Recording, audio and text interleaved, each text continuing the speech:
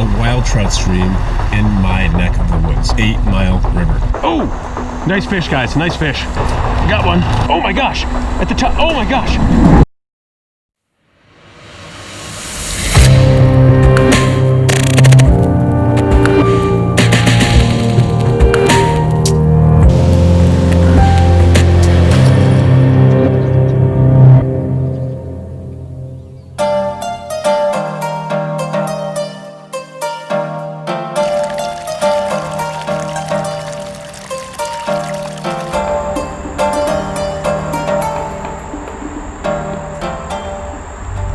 What is up, guys, and welcome to another episode of Connecticut Angler. Now, I'm waiting in line here for my coffee at Dunkin'. I figured now is a good time to go over what we're doing today. Now, I have kind of a dilemma here. The rear end of my truck is going real quick. I have to get into the shop pretty soon, so I can't really travel too far to go trout fishing. On top of that, we've had almost no substantial rainfall for like 2 months. So they've stalled a little bit on the autumn stockings in the rivers. So unless I was going to head up to the Farmington or go over to the Housatonic, not too many stocked streams I could really try to hit either. However, one thing I do have working in my favor is that temperatures have been dropping very low at night for probably a good 3 weeks now. We've been in the 50s tops at night. Many mornings we've been down in the 40s. So even though the water in some of the wild trout streams around here is skinny, it's definitely cold. Cold enough, in fact, that trout should be having no problems with being stressed at this point. So, given that my rear diff is probably going to explode if I drive too far, and given that most of the stocked rivers are still running too low to have any stockers, the solution seems pretty straightforward here, guys.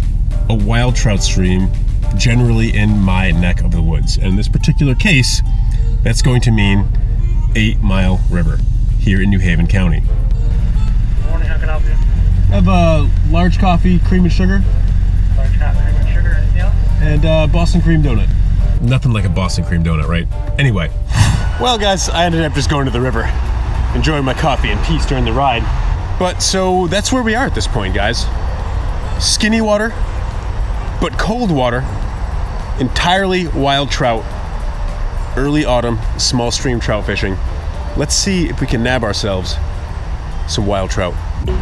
Now, pools like this in the springtime would probably be running somewhere in the range of maybe even 2 feet deep. In this particular case, though, because the stream is running so low, the viability of these spots, the likelihood of them, has decreased pretty significantly.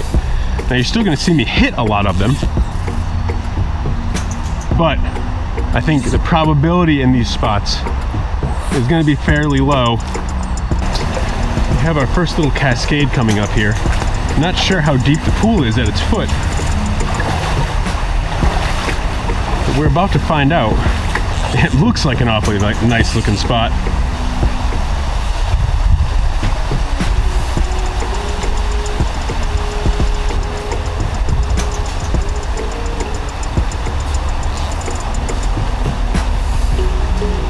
Oh, we got one, guys. Okay. Well, we got ourselves a little dace. Nothing else in this pool. Moving on up.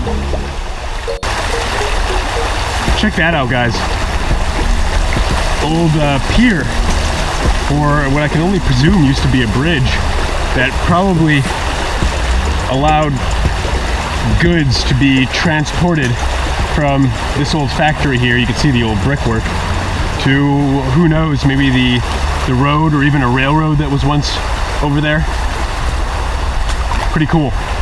Okay, coming up to another pool here. I just spooked a fish. I can see it. It almost definitely was a trout. It's spooked. And I literally just stepped in this pool. So unfortunately, that fish is going to end up being a no-go. You know, skinny water that's very clear, since there isn't a whole lot of current washing sediment down. You know, these fish are going to be very, very easily spooked. Okay, I do see a couple trout over here. Unfortunately, I have no good vantage point at them from where I'm standing, because there isn't going to be a good way to approach. So the best I can do is approach the best I can and just see if I can pull it off.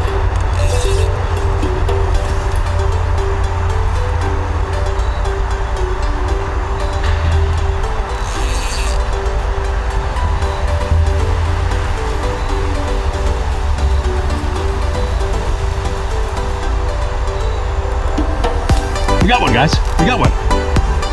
Is this a trout? That's the question, or is it a fall fish? It's a brookie. It's a brookie. All right. Kind of surprised he went for it, but he took without hesitation. Oh no. Oh, and he got off. Oh, I can't believe I lost that fish, and then I lost him in the rocks too. Freaking pro at work here. Well, let's see what else we can do, guys. Okay, got a lot of blowdowns here. We got some riffles that are just super shallow, 2 inches deep. Oh man. Just swing my fly in here. I mean, I have to try. All right, guys, well, admittedly kind of a slow start. I mean, it's really promising that I was able to hook into that brookie pretty early on. And pretty unfortunate that I managed to lose it. But I'm feeling fairly confident about this. I mean, I'm seeing a lot of nice looking water in spite of this river running pretty low right now. And indeed, the water is really, really cold. So I am hoping that as I continue upstream here, we're gonna bump into some more of those brookies, and maybe if we're lucky, we get a nice brown.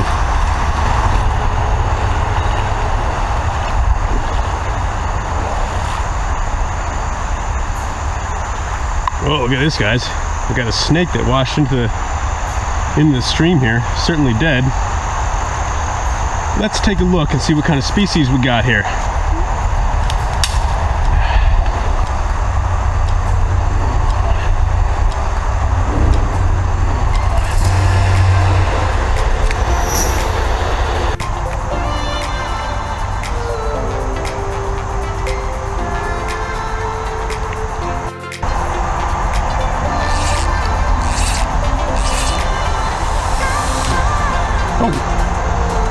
Whoa, this is a trout, I believe. It's a brookie, guys. I really didn't expect to get anything there. Kind of just ran it through on a whim. And look at what we got here. Got ourselves our first landed trout of the day. Look at that beautiful fish, guys. Just beautiful. So he took that hare's ear. All right, let's let him go. Well, all right, guys, we've landed our first trout of the day, and it's about time. But yeah, beautiful little brookie. Got him right out of this little pool here, which from the vantage point you're at, probably looks like a pretty big pool, but in actuality, it's a very small pool surrounded by very shallow water. And I was all of a rod length away when I decided to just run the dry dropper through there, kind of just on a whim before moving up to the pool ahead here. I don't even think I was actually looking when that fish took. I glanced back over, noticed that my dry was drowned, set the hook, and sure enough, there's that brookie. So yeah, that one surprised me, but what a beautiful catch. What a beautiful, beautiful little wild fish. There's still a lot of water left, so I'm excited to see what we could do. And I'm also excited to finally get into a brown, which I'm sure is going to happen eventually. So let's keep on moving.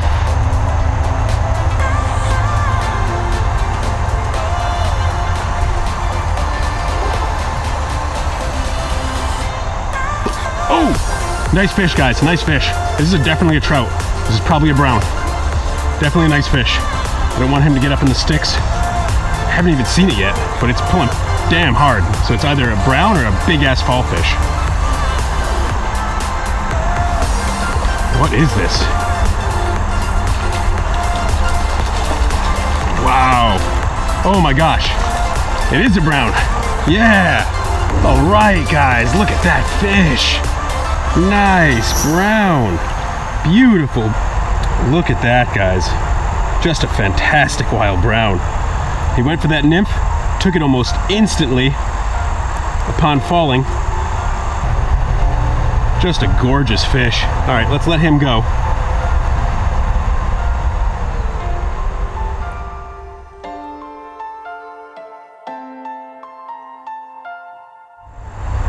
Well, hell, guys, if I didn't just call it saying that I'm sure we're gonna get into a brown, I mean, I moved, what, 20 feet further up the stream, pretty much the very next pool.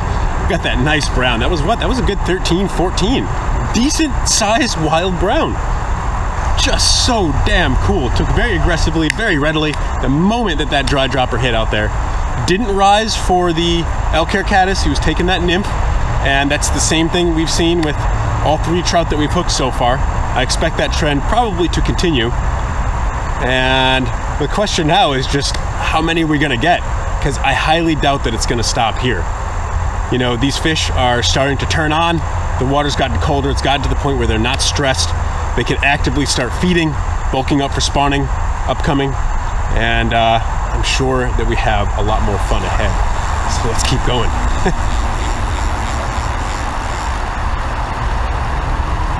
See if I can grab this little guy.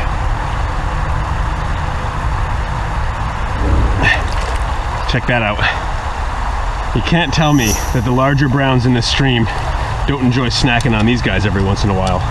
Perfect bite-sized crayfish for browns. Absolutely, guys. All right, let's let him go.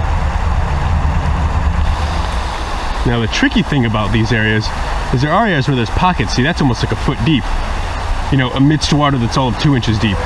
And here, actually, you can see where the bank is cut away. I mean, we're talking, you know, this water would be maybe 3 feet higher to be hitting the bottom of this undercut.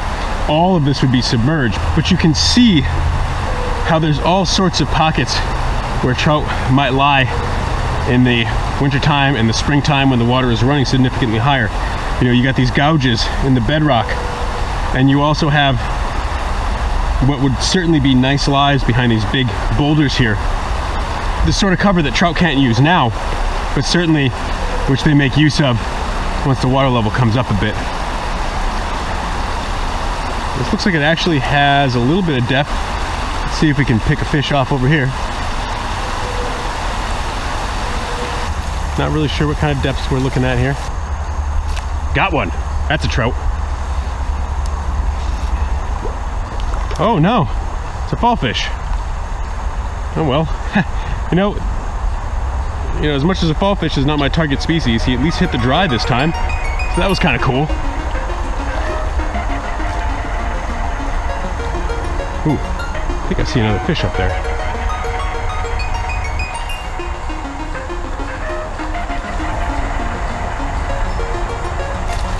Oh, wow. And I had to pull that fish out real quick because there's sticks all over the place here. What do we got? We got a brookie here. Excellent. Excellent. All right, guys.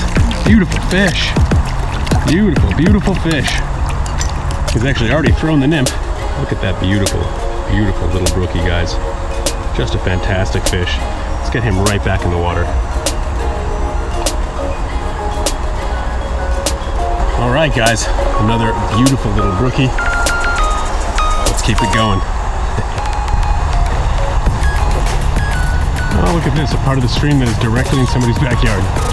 Tell you what, guys, could you imagine living in a spot where an awesome wild trout stream literally comprises one edge of your property? I mean, how cool is that? Oh gosh, this is literally an impassable blowdown. Oh, I'm gonna have to kind of sneak around it here. Hopefully these people don't mind. Again, this is anything but a wild environment.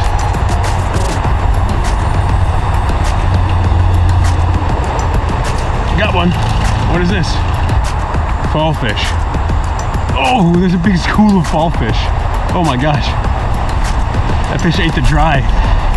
I'll tell you what, guys, I mean, when they're pulling this hard, that's actually kind of fun, especially when they're hitting the dry like that.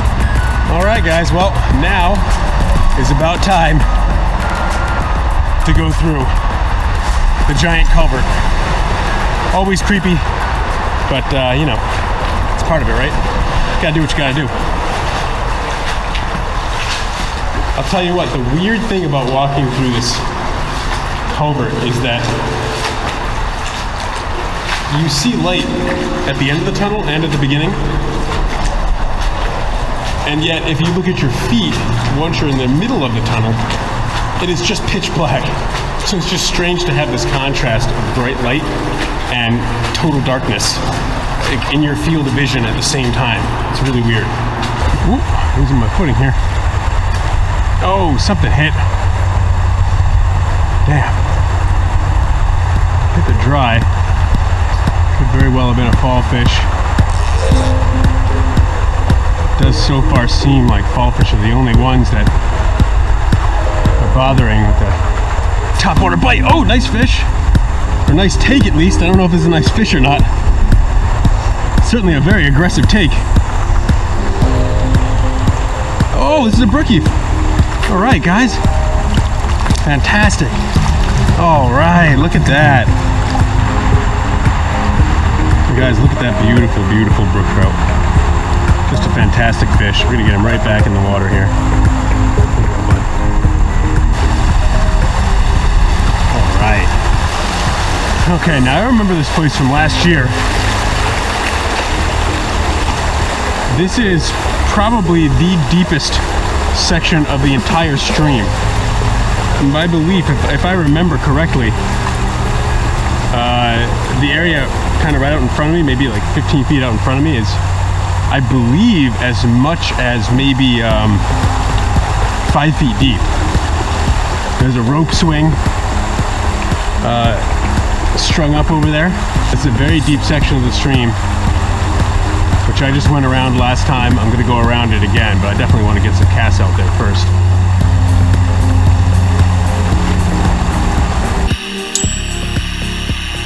All right, guys, well, I'm hitting a part of the stream here that's very sluggish. It's requiring quite a bit of bushwhacking to get around. I have half a mind to just kind of call it for the day, but I feel like that would be sort of anticlimactic at this point. So I'm going to endure a little more bushwhacking here in the hopes that I can come out to a spot that looks fairly nice and we can round this out with one more trout. Can't make a guarantee on that, but I'm sure as hell gonna try. Let's see what we could do. This should kind of be interesting, guys. This is a really, really deep pool, but it's almost stagnant, so I don't really know what to make of this.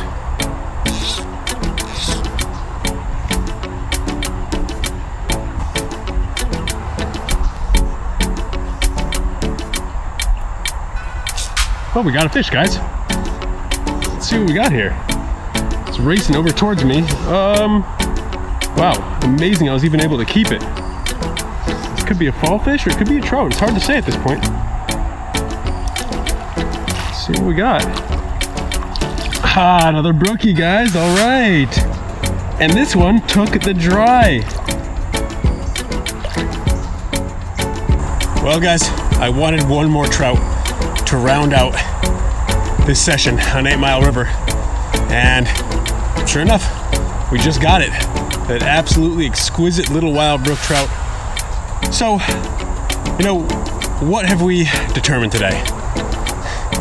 Skinny water on Connecticut's wild trout streams is no problem for these fish, as long as it's at least cold enough.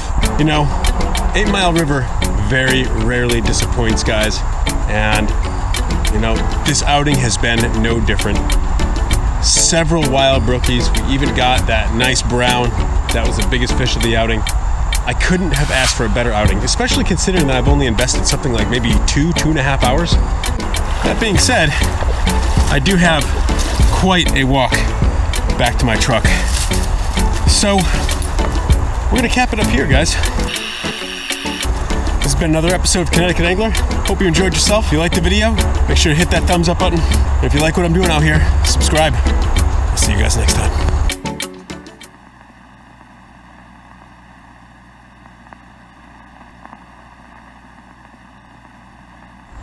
Alright guys, well, you know, I'm working my way back here.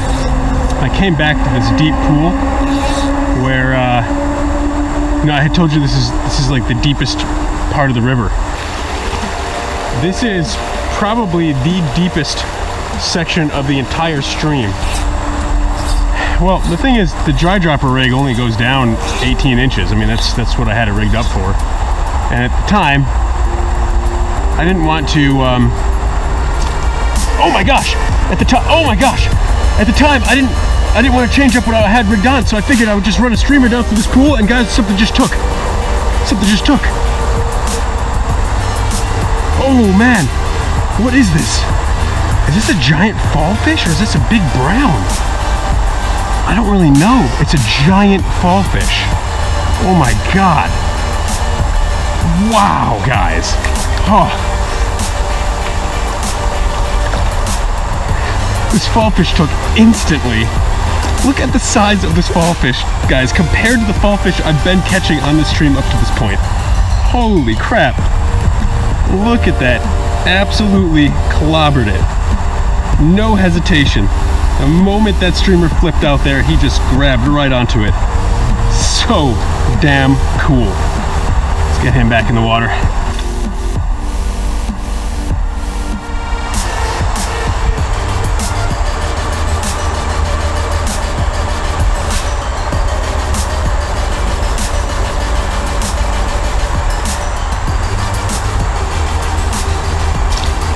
We got a fish. We got another fish, guys. Something else that's big. Oh no, there's a lot of sticks around here. It's a brown. It's a brown. Oh my gosh. Yes. Wow. Oh, look at that, guys. Boy. Another beautiful brown trout. Clobbered that black woolly bugger right at the bottom of that deep pool. Just fantastic.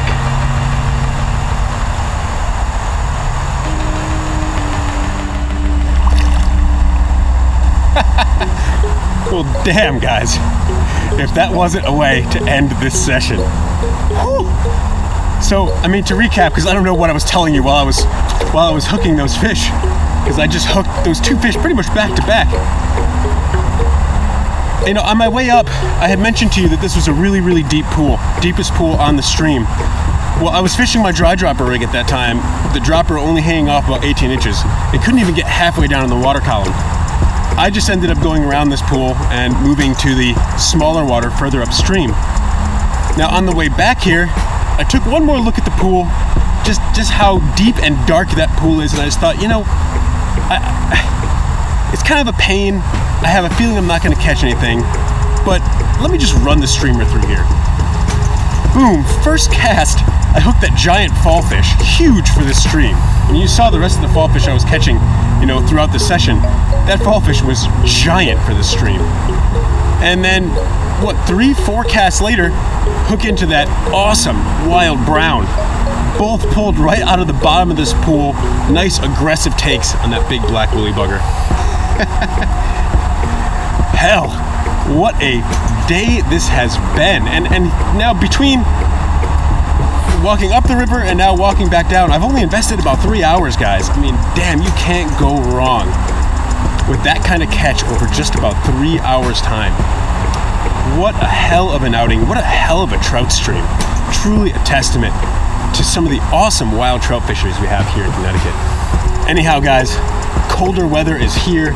The water is cooling down in a lot of these wild trout streams, and hopefully we're going to have some rain and put some water back in our rivers so they can start getting on top of those stockings, eventually get out those Atlantic salmon. There's a lot of exciting fishing coming up this autumn, guys, and I cannot wait to share it with you. But in the meantime, don't sit around waiting for my video. Get out there and enjoy the fishing for yourself. Catch you guys next time.